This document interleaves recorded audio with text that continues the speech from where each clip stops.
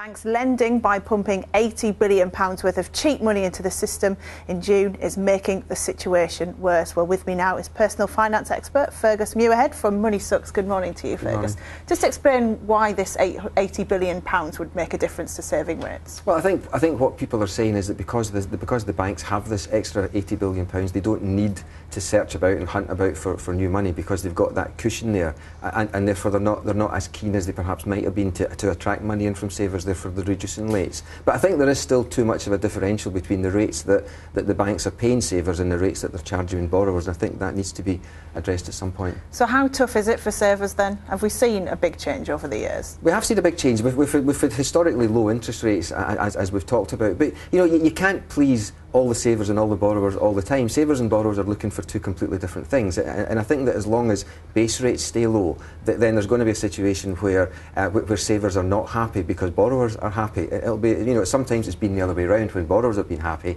when savers have been happy because interest rates are high. But I think savers could be doing more to make sure that they're making the best out of their money. So what could they be doing? Well, I think first of all, they need to make sure that as much of their money as possible is invested in a tax-efficient savings account. So if they're not using their ISA allowance, then they need to make sure that as much money as possible is invested in ISAs, and maybe the government could do more to increase the amount of money, or to maybe give savers a bit of a tax break where the first so much of any interest they're earning in a year is not taxed. But I think also we need to make sure that if you've got a couple, for example, living together where one's a high rate taxpayer and the other's a non-taxpayer or a basic rate taxpayer, then it makes sense for the savings to be held in the account of the person that's the lower rate taxpayer, because that way it'll be taxed at the lower rate. And I think the other thing that's important is that a lot of people sometimes are attracted by headline saving rates, come in and get 3% for the first 6 months, and then they do nothing after 6 months. I think there's more chance of people changing their partners than changing their bank accounts. And I think people just need to be a wee bit more aware of the saving rates that they're getting for their interest, for their money. So it's looking at the finer detail of these deals and also maybe looking at how you might move your money around a bit. I think generally being more interested in what you do with your money. I think there is a kind of level of apathy, and it's always easy to blame the banks, but I think people do need to take slightly more